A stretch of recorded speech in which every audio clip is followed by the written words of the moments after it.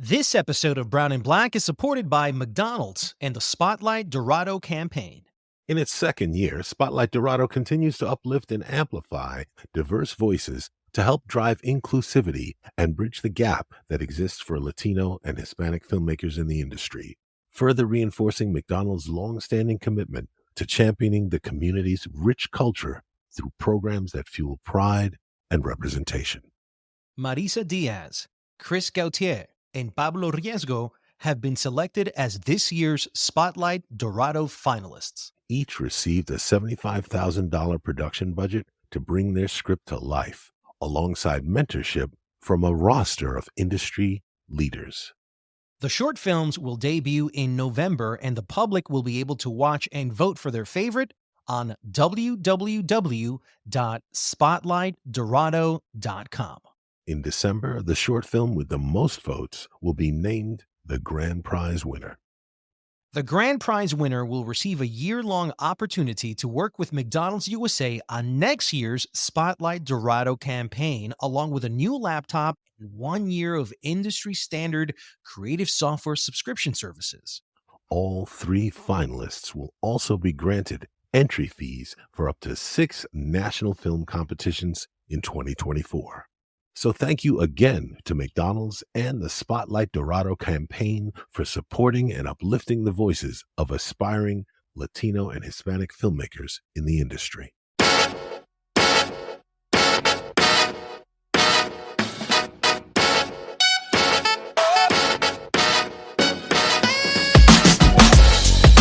Welcome to another episode of the Brown and Black podcast. My name is Jack Rico. And I'm Mike Sargent. And every week we take a look at race and pop culture through a brown and black lens.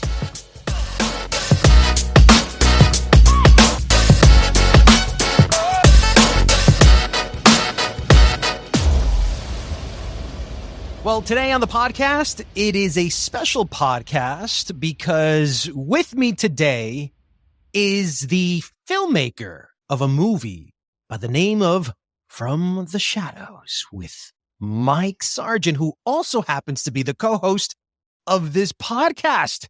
Mr. Sargent, how has the last 2 weeks been, man, since you've put this movie out?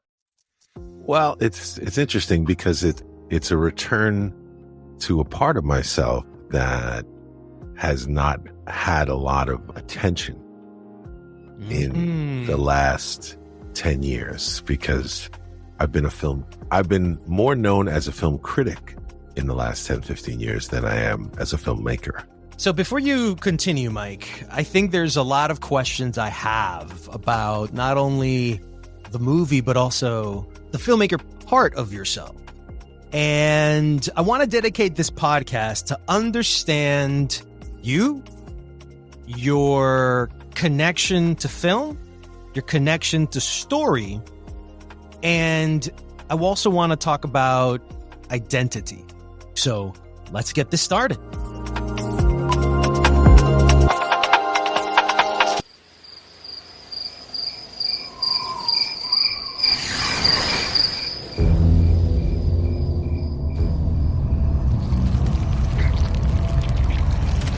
I think something's outside. Don't go out there. Absolutely don't go out. Why? I started seeing shadow people.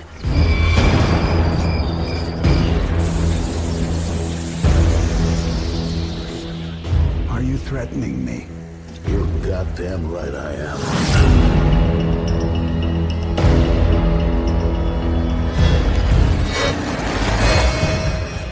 This power chose us to discover it.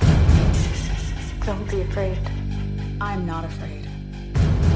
Science is now able to advance at a previously unheard of pace. Get back! If you break the circle, if you step away, if you fail, you will all die.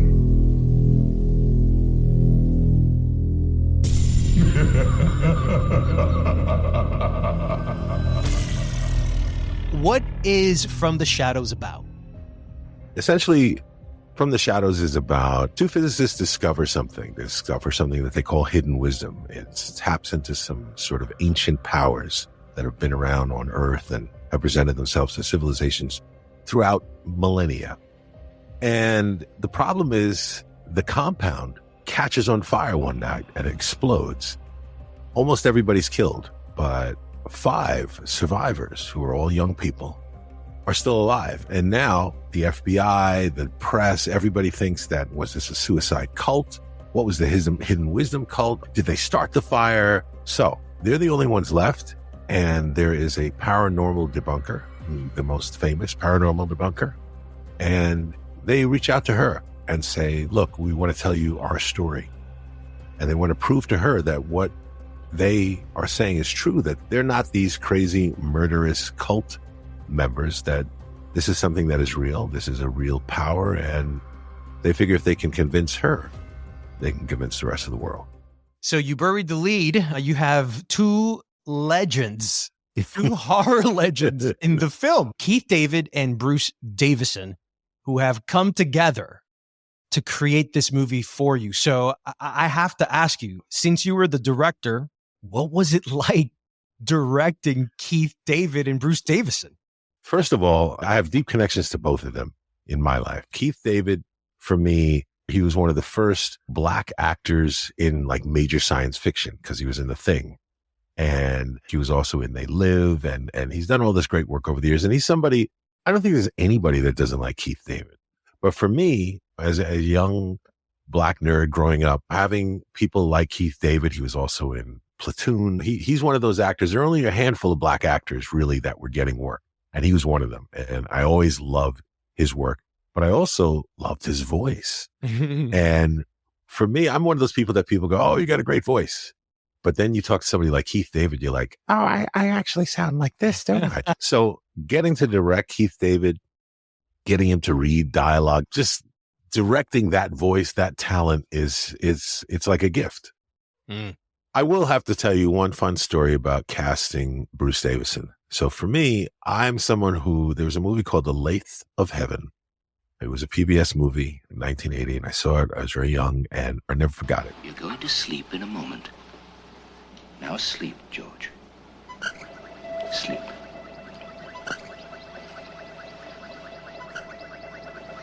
In a moment, I am going to suggest a dream to you, and you will dream that dream. You're going to have a very good dream, George. Beautiful sunshine. No smog. No rain. Antwerp.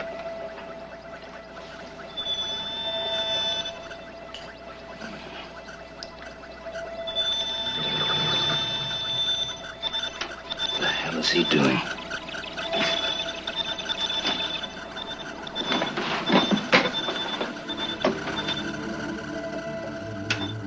It's an amazing story about a man whose dreams change reality. And he goes to a dream specialist to try and get cured of his dreams. But the dream specialist realizes his dreams influence reality. So of course, he changes reality and makes himself like famous and rich and everything. But of course, it all goes awry. It's a fantastic story. And Bruce Davison stars in it. He's got a lot of great lines in it. I used to use sound bites from that on my radio show for like 10 years.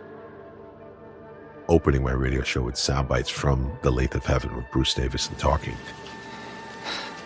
You have a dream problem, don't you? How did you know? No great feat. I'm an onerologist, Mr. Orr, a dream specialist. They always send the dreamers to me. Well, all I want is to stop dreaming. And so maybe 10, 12 years ago, I had him on my radio show live. And then 10 years after that, I finally get to direct him. And again, I had to direct him remotely because we were still in COVID. So I didn't get to meet him till we were on the red carpet. So that was kind of like a complete moment. I grew up watching him, played him on my radio show, had him on my show, directed him remotely, finally get to meet him. Mike, how did this project come to you? I have a friend named Ian Holt. And I've known Ian for many, many years. He's a writer himself, and he's now producing. In 2020, when COVID hit, everything shut down. And at the time, I was teaching a film production course. I think that I was teaching film production at the Museum of the Moving Image. And I had to convince the people who were running that whole division of what I was doing there that we could do the whole class online. And we did. I did the whole class online. I had 60 students. I still crewed up everybody. We had a director. We had live location shooting. So I did the whole thing online. At some point I was talking to Ian. I told him about that. Somewhere late 2020, he says, hey, there's this movie that came out called Host. Have you ever seen it, Jack, or heard of it? Have you ever done anything like this before? I've never done this over Zoom. Obviously, we're not physically together, but there's no reason why Spirit can't communicate over the internet. Nothing's gonna happen. Visualize us sitting in a circle. Spirit, we invite you to use us to pass on any communication. Is there anyone there? Please come forth.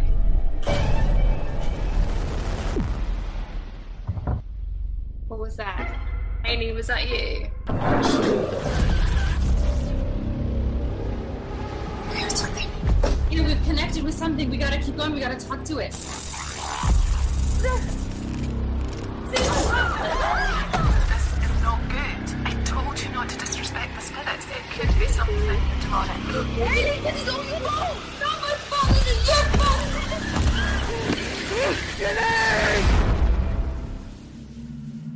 Emma, turn the filters off. Come on.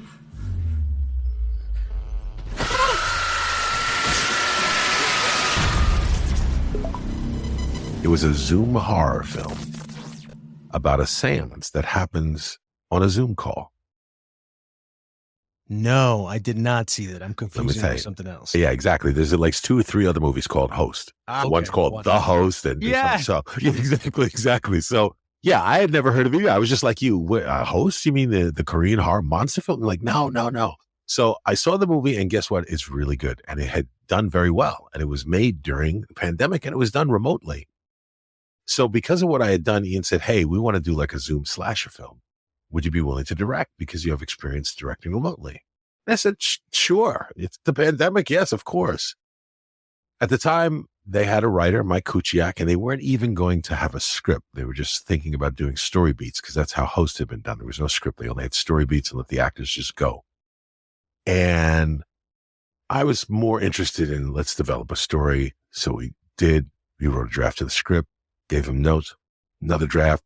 So let's say 10, 12 drafts later, it's months later. Now we're into 2021 and things are changing. Now you can actually have people on set and everybody's got to get chat and there's protocols being set and blah, blah, blah. So now we're realizing instead of this, we actually have a pretty good script. Now we could actually, instead of a down and dirty slasher movie, which is not what it was anymore, we could actually get real actors and make a real movie and spend, obviously we don't have a lot of money, but spend a lot more than we were originally spending. So Michael Alden raised the money and then it came down to who do we want to cast, which is a whole other conversation, but that's how I got involved. I then of course did the uncredited director's draft and whatnot. And then I directed this actually in the fall of 2021 and it's just coming out now. So then you had the movie just screen in Los Angeles and New York fucking City. Were there any emotions about seeing your movie in LA with the premieres? We all saw photos, press photos of you, Keith, David together, just like mucking it up. Like you guys were old friends. All this while the strike was still going on. So the privilege of having 2 actors of their status and weight there for you, for the movie. Well, there's so much to unpack there. Were there emotions? Sure. I mean, let me just preface this to say we got our SAG waiver, which is a very significant thing at the time. Now, the red carpet premiere, let me say this. It's a very interesting thing to do a horror movie. Horror movie is a very specific genre. They have very specific fans. And yes, I'm in Getty and all these things, Mike Sargent at the premiere of his film, which is kind of surreal in a way too. But all these horror film icons were there. for the red carpet for the premiere of my film too. So that was definitely a slightly surreal moment too, because all these icons of horror, they come out to support other horror films. I didn't know Barbara Crampton, and there's so many people there that if you do a search for From the Shadows Getty premiere, you'll see there's all these people came out to support the film. And then what about New York? Being in New York, being able to say, yeah, my film is playing down at the Angelica right now, which it is right now as we're speaking. I have to say, yes, that feels great. Going to see it, I went down and some friends and colleagues came to the screening we did on opening night. What was the audience reaction? They were all scared appropriately, all laughed in the audience really loved it. So it's a film I think will play best with an audience, even though it's going to, now when this airs, it's going to be on Vudu all month as the Halloween special. But it was a great feeling. It's sort of like doing a play. When you're doing the play, you're getting the response to things. You deliver the line and people should laugh or whatever. But you'll never get that when you're a filmmaker. You just have to be there at a screening and see how the audience responds. So film viewing is an interactive experience. The audience is either with it or not with it.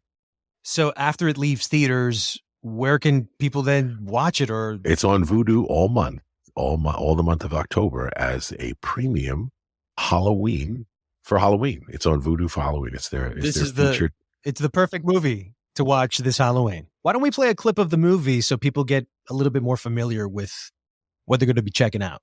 This is a scene between Keith David and Bruce Davison, and they've discovered this hidden wisdom, but now they've kind of parted on what should be done with this wisdom and what they've tapped into, and they haven't spoken.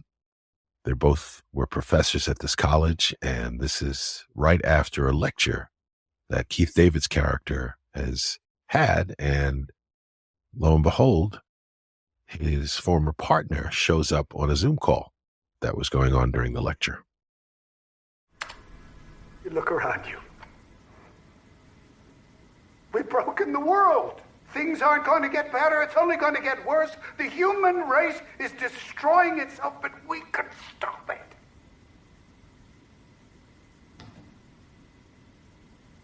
I shall say this one last time, in the hope that there remains some last shred of the man I used to know. You're headed for darkness, Joseph. This power was not meant for our universe. You must know that I really don't need you, Leonard. I can do this without you. I have others now to help me in my mission. Damn it, man! You're not a Messiah! You're not a God! You will only cause more destruction, and I won't be a part of it. I swear by everything that is holy, I will do everything in my power to stop you. Are you threatening me? You're goddamn right I am. What were some of the principles that you wanted to make sure this movie had to contribute to having more of a representative filmmaking industry and a more representative look at what life is like on screen? Well, it was important, of course, for me to have one of the two scientists be a person of color. We got Keith David, so we lucked out. And it was also even more important to me to have not only a female lead, but a female lead by a woman of color. And Selena Andrews, some people know her from WandaVision. She was a major character in that, but she was great. She knocked it out of the park. But it was important to me to have that kind of representation, because how many horror films with a black female lead can you even think of? You just directed a horror film, yet you're not a horror fan. Explain this to me. I'm not a horror fan, but I can appreciate a good horror movie. And I think we're kind of in a renaissance of horror movies right now. Some of the best horror movies ever have come out in the last 10 years. So horror is a genre like science fiction. I love science fiction, but 90% of it is crap. But it's that 10% that makes you a fan. I've always had somebody in my life who was a big horror person, always. So I know a lot about horror. I know more about horror film than I want to even. There were a lot of things I could appreciate about horror and a lot of things I understand about why we go see scary movies. What is there? What is the allure of a scary movie? And part of it is just that it makes you feel alive. You're scared. You're feeling whatever you're feeling, but there's no real danger. So like a roller coaster. Since you made a scary movie, what is the fear that you've had in your childhood, your adult life, maybe in social groups that have been imprinted on this movie? Well, it's interesting. I think the two things that I think that are in the movie were things that scared me as a child was, one, the idea that like the toys could come alive and kill you. So there was that. So not Chucky was fun, but just more of like, there used to be a movie called Trilogy of Terror. We had Karen Black in it.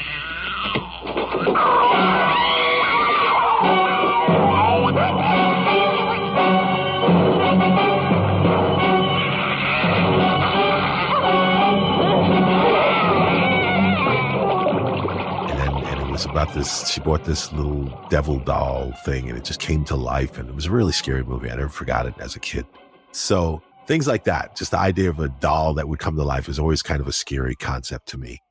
And just the darkness, that there's something in the darkness could take shape and do something to you.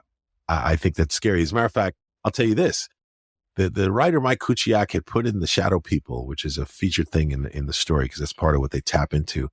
He had put it in as like a background, like all the people had come to him with hidden wisdom to have some problem solved. And this one girl had shadow people. She saw shadow people.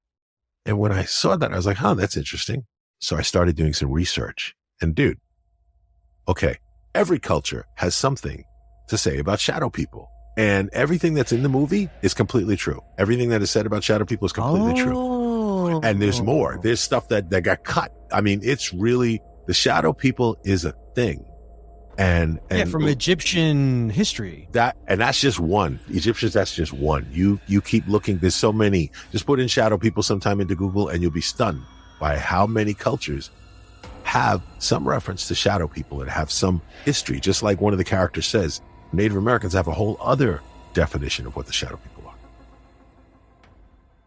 When I first met you, I met you as a film critic. Then I found out that you were a radio announcer for WBAI radio. And then I found out that you were the president of the Black Film Critics Circle. And little by little, I started forming an opinion on you and an identity of who you are, of how I associate you in the world. So whenever I see Mike, here's who Mike is to me. When you emailed me and said, hey, Jack, here's the trailer of my new movie that I directed, I was like, Mike, the film critic, the radio jock, is also a filmmaker. And so I could not see you as a filmmaker for a bit. And then I was like, holy smokes, this is really well done. And you also wrote the story. You co-wrote the story. And I'm trying to put a label on you. Now, I know you hate labels. And we've had this conversation of the multi-hyphenate, of the multi-talented people that do many things at many times and code switch whenever it's appropriate and convenient.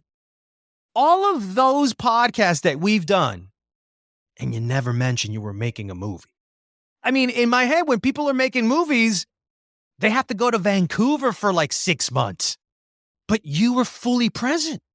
So I need you to explain how you made a movie while still doing this podcast. That's a good question, Jack. Just to touch upon what you first asked, are we defined by what we do or who we are? I would say we should be defined by who we are. And so then who you are should then dictate what you do. But how am I supposed to know who you are when so many people don't even know who they are? Well, stay with me. I was just going to say, but most people don't do that. They allow themselves to be defined by what they do. I'm a this, I'm a that, I'm a, I'm a hedge fund person. I'm a janitor. I'm whatever it is. When you show up to your radio show, do you show up as filmmaker Mike Sargent? I used to say this: when I watch a film, I watch it as three different people. I watch it as a film critic. I watch it as a filmmaker, and then I watch it as a film lover. Oh my God, lover. I can see you show up with two clones of yourself. I do. Right next to each other. I do. And We're you're all just like looking at each other like a tennis match. Exactly. It's a 3-point perspective. The filmmaker in me is looking at the script and the structure, and the film lover in me is hopefully enjoying the experiments. The film critic is also breaking it down in a different way. How am I going to, what am I going to say about this film? I'm saying all this to say that most people know me, or whenever people from one aspect of my life find out I do something else. I have a day gig, and my day gig people are like, what? Wait a minute. How the fuck? What do you mean you made a film? So they are much more shocked than you. You at least knew that I did make film.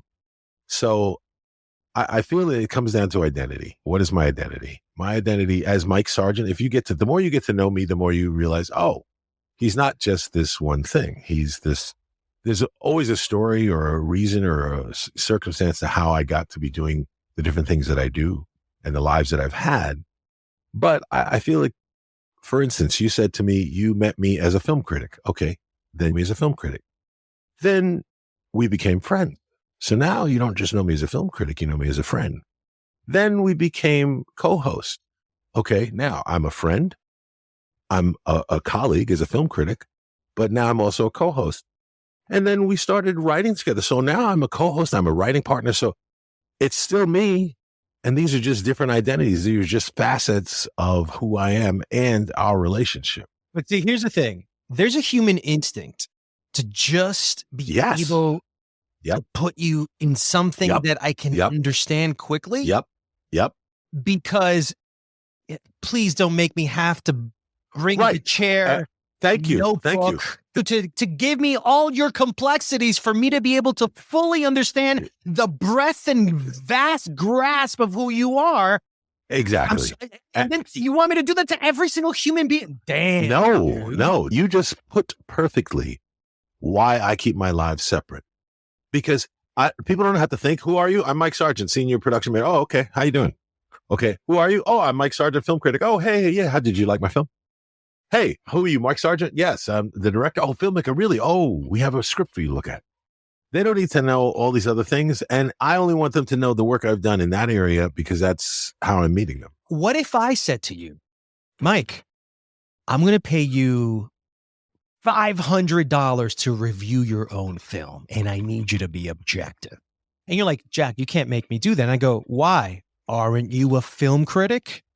This poses a philosophical situation. My way of answering that would be to say, I would say, no, I'm not going to do a cheap film review. I would say, no. First of all, $500 is nothing. Okay? Oh my God, for a review? Well, I'm just saying, for me to review my own film, like my life's not going to change. But to answer that question about being a film critic and being a filmmaker, when I first became, and I've said this, I don't know if I've ever said this on the show, but when you're a filmmaker, because I was a filmmaker first, okay, made my film, and did the whole thing in LA and back and forth. When I became a film critic, it was like being undercover. It's like, these are the people who judge my films and judge films like that. A lot of film critics are like film geeks gone legit. That's how I would put it. And it's not to disparage them because there's tons of them out there. There's 3,500 on Rotten Tomatoes, like we talked about. So there's lots of film critics out there. But going back to filmmaking, having been a film critic, it gave me a very different perspective on the industry, on where I'm at, where I'm positioned, where we are. There are a lot of things that I gained from being a film critic in terms of film and filmmaking and all the interviews I did. And like I mentioned, I have a book I'm putting together, but my relationship with being a film critic it was sort of a professional hobby for me. But then all of a sudden it became my main source of income, and I had a TV show. And at that point, I was going back to filmmaking then.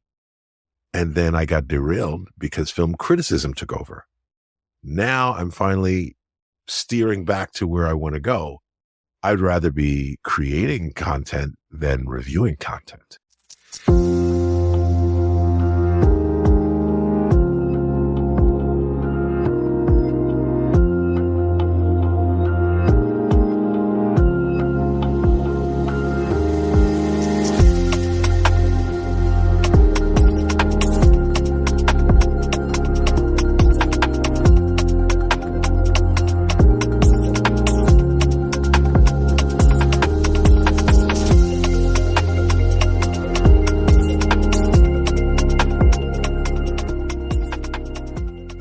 I'm just looking at the future, Mike, and here's what I'm seeing. I'm seeing you have a successful filmmaking career, and I'm also seeing you have a successful film critic career as well. You're going to tell me that you're now going to say, no, I'm not going to do film criticism? Or at what point do the people then go, yo, we're not going to believe you if you're going to make a film and then be a film critic at the same time? First of all, let me just address that.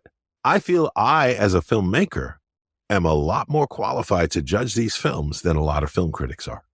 There's a conflict of interest here, Mike. Obviously, I'm not seeing films weekly, 2, 3, 4, 5 films a week if I'm deep in making a film. Okay, that probably is not going to happen. But like I said, I'd probably be writing more think pieces where I might. So you would change the film criticism of reviewing film. It would evolve. Wow,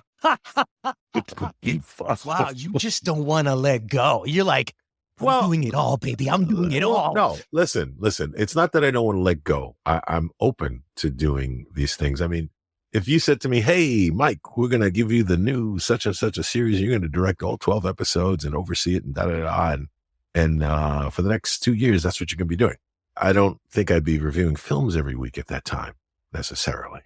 I'd like to have those kinds of choices in my life. Now that your movie has come out, in 6 theaters, including Los Angeles and New York, your hometown, why are you not calling me and saying, hey, Jack, I'm quitting Brown and Black because I got a movie in movie theaters. I don't need this shit, and I don't need your shit. Ace, baby. Boom.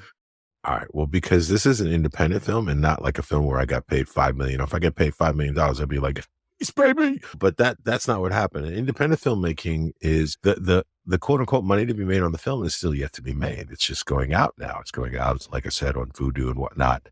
But I also don't have, there are other things I'm in talks for, but I don't have something else lined up that's going to pay me enough to say, hey, stop what you're doing. Tell me then, let's talk a little bit about the business aspect of this. Sure. When can a filmmaker that's listening to this right now, a young filmmaker that's trying to get into the business, and he has an idea and he's like, oh my God, Mike Sargent just made an indie film. Let me go check it out. If Mike Sargent can do it. Mike Sargent just inspired me to really go for this and commit to making a film. If this guy could do it while having a full-time gig, doing podcasts, radio shows, and still banging out an awesome project, then what's holding me back?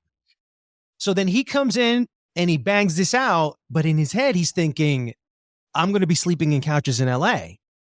And Mike's like, I'm not sleeping in anybody's couch. So what's the trick? How do you get to make films, put them out in theaters? And first of all, if I was talking to a young filmmaker, I would say the reality is there are no Medicis. So you got to have a gig to support your art until your art can support you. So that's just a given. So making your first film, which is what I think most people think is, as soon as you make a film, you're a millionaire. Residuals, money, press, fame. I can walk into any restaurant, say, I'm a filmmaker because it's status. People bow down, the deference. All of this is supposed to happen, right? That's like a fantasy of filmmaking, and it's not even close to that. But I will say this, the stories that you read, like of people who like all of a sudden overnight success, they were at Sundance, believe me, it takes a lot to get into Sundance. And as a filmmaker, a lot of those people have done labs, been studying film. My rule of thumb is this, okay, as any artist, this is the advice I give.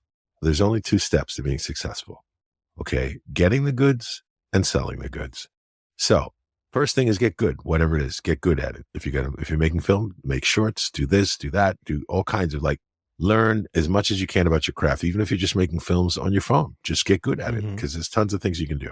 So that's 1. 2, then selling the goods. That to me means you need to know the industry you're in. You need to know where you're at. You need to know who the players are. You need to know the lay of the land, and you need to know how to sell yourself. You need to. And if you don't know how to sell yourself, then you need to get with people who can help you sell your ideas. Whether you want to do crowdfunding, whether you want to put your TV show, if you can't sell your idea, it doesn't matter how good it is. And if people who are better at selling, then their actual ideas will always do better than the people who have the great ideas and don't know how to sell it.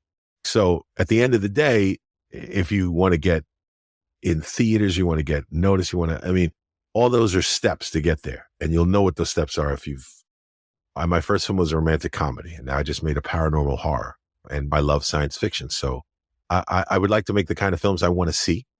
So, but TV's changed. There's a lot you can do on TV. So yeah, I absolutely like to be making and creating multicultural stories for a global audience. That's what I'd like to be doing. And that could be in film or television. Not to say that I wouldn't want to do podcasts, but I'd like to be getting paid to create stories like that. You're a Black filmmaker. You've dedicated your career to promoting Black stories, underrepresented stories. What is the story that you would love to tell that you feel you haven't been able to do just yet?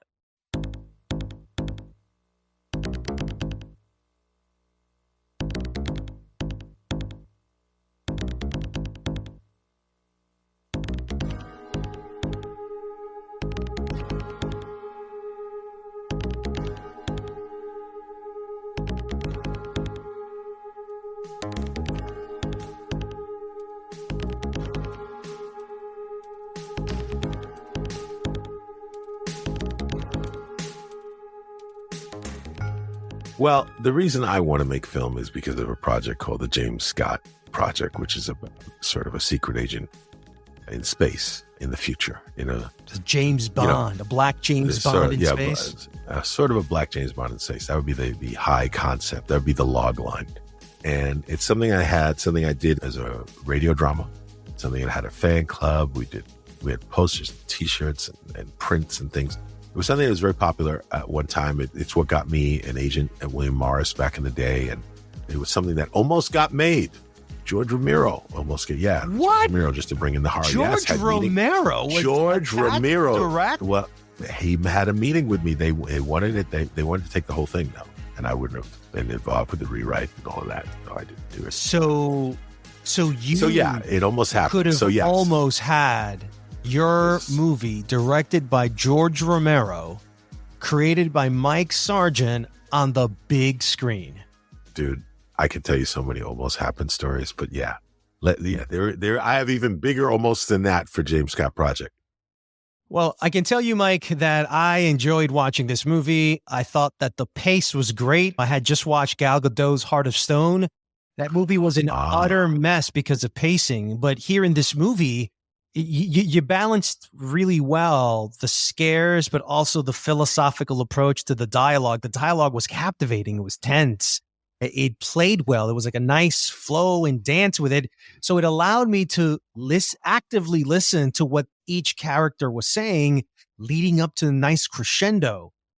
Dude, this was pretty bloody, man. Like, I don't want to say too much about it, but there was a scene with the eye, and I'm like, Come on, Mike. I'm watching here. Come on. I mean, like, my poor eyes are feeling like we're going to sleep with nightmares now. Well, and so for horror movie fans, you got to have some gore. You got to have some gore. It's a bloody good time.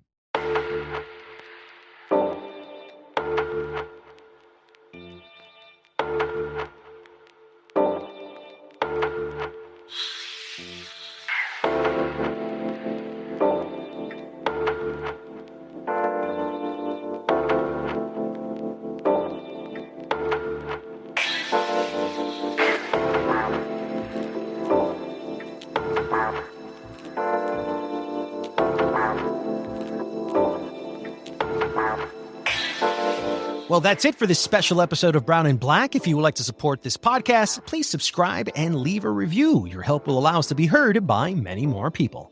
You can follow our comments and opinions on @BrownBlack Podcasts on Twitter, Instagram, and YouTube. And Mike, where can everybody see From the Shadows? They can see From the Shadows on Vudu all throughout the month of October. We'll see you on the next episode of Brown and Black.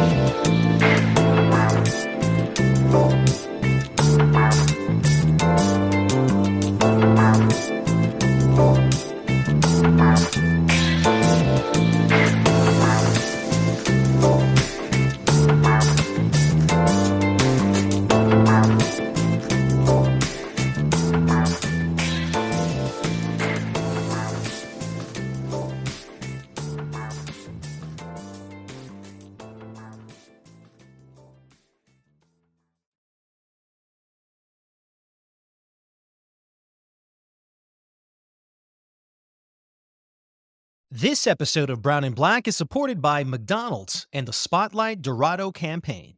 In its second year, Spotlight Dorado continues to uplift and amplify diverse voices to help drive inclusivity and bridge the gap that exists for Latino and Hispanic filmmakers in the industry, further reinforcing McDonald's long-standing commitment to championing the community's rich culture through programs that fuel pride and representation. Marisa Diaz, Chris Gautier, and Pablo Riesgo have been selected as this year's Spotlight Dorado finalists. Each received a $75,000 production budget to bring their script to life, alongside mentorship from a roster of industry leaders.